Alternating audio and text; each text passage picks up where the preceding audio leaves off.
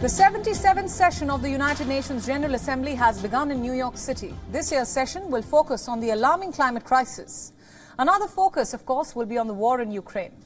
The UN says this year's theme acknowledges the shared roots of crises such as COVID-19, climate change and conflict, and the need for solutions that build global sustainability and resilience. The UN Secretary General Antonio Guterres opened the session on Monday, where he spoke about the importance of education, along with calling for urgent climate action. Listen in. Each peril is pushing the Sustainable Development Goals further out of reach. And in the face of such perils, it is tempting to put our long-term development priorities to one side, to leave them for a sunny day. But development cannot wait. The education of our children cannot wait. Dignified jobs cannot wait. Full equality for women and girls cannot wait. Comprehensive health care, meaningful climate action, biodiversity protection, these cannot be left for tomorrow. Across all of these areas, young people and future generations are demanding action. We cannot let them down.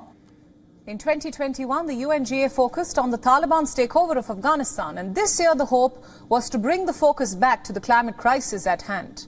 But the war in Ukraine will definitely top the agenda, with many Western leaders in attendance.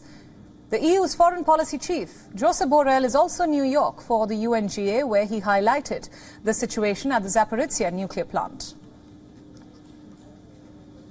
Let me use this opportunity finally to talk about the situation around the Zaporizhzhia nuclear power plant. Russia must cease the occupation immediately. We support the establishment of a nuclear safety and security protection zone, as Dr. Grossi proposed in his report following the visit. The annual session will be skipped by leaders from India, China, Russia and Ethiopia. India's Prime Minister Narendra Modi will not be attending the UNGA this year. Instead, the External Affairs Minister S. Jaishankar will represent New Delhi. Jaishankar arrived in New York on a Sunday and is looking at a packed week ahead with more than 50 official engagements on schedule. Russia and China are also sending their foreign ministers to the session. For the last 2 years, leaders were allowed to send pre-recorded statements in light of the pandemic, of course. But this year, they will have to travel to New York to speak in the chamber. The only leader allowed to send a video address is Ukraine's President Volodymyr Zelensky. Meanwhile, the Iranian President Ibrahim Raisi will be attending the UNGA as well, as talks to revive the 2015 nuclear deal hit yet another impasse.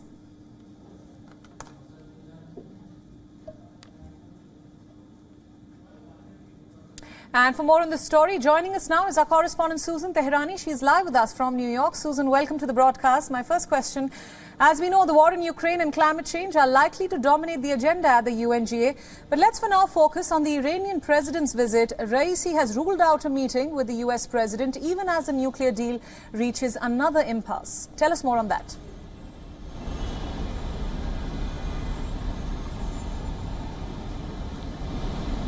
Yes, well, it's not surprising that the Iranian president would not meet with President Biden, and I don't think that there is an appetite on the part of the American president to sit down with Raisi either, notably regarding, especially because of the recent events that happened in Iran, and also because there are midterm elections coming up here in the United States, and definitely the United States also doesn't want that photo op. And also, it's not clear what this meeting would achieve, considering the fact that the two sides have not really, first of all, reached any kind of concrete agreement regarding that nuclear deal. And second of all, the Iranians had made clear that they won't sit at the negotiating table, even regarding the nuclear agreement, when the the Europeans were at the table as well in Vienna and Geneva as well. So it's not surprising that they won't meet, but there is talks that on a lower level, behind closed doors, perhaps officials were planning to meet. But, you know, we have to take that with a grain of salt. Every year when an Iranian delegation visits New York, there is talk of that. However, that never comes Right. into fruition. Right, absolutely. Susan, let's talk about the agenda now. The UN Secretary General said that the gathering was happening at a time of great peril. I'm quoting him. Give us more details on that front.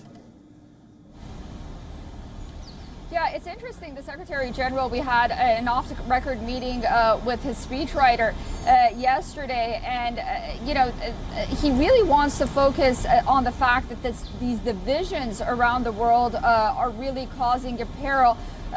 His speech focuses on really on what the international community has really moved forward and tried to achieve, at least, partially with the grain initiative. So there's a glimmer of hope there, but really the divisions that have created not only with the war in Ukraine, but also, with China and other, he doesn't name those countries, but regarding the fossil fuel industry and climate as well, the economic disparities, is tearing the world apart.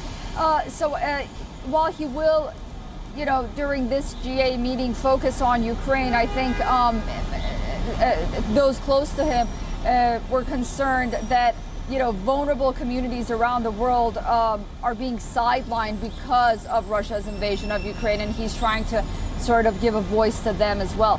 How successful he will be and how successful this UNGA will be at the end of the day in achieving these goals is yet to be seen. Absolutely, Susan. Thanks so much for all those inputs, and thanks for joining us on this broadcast. WION World is now available in your country. Download the app now and get all the news updates on the move.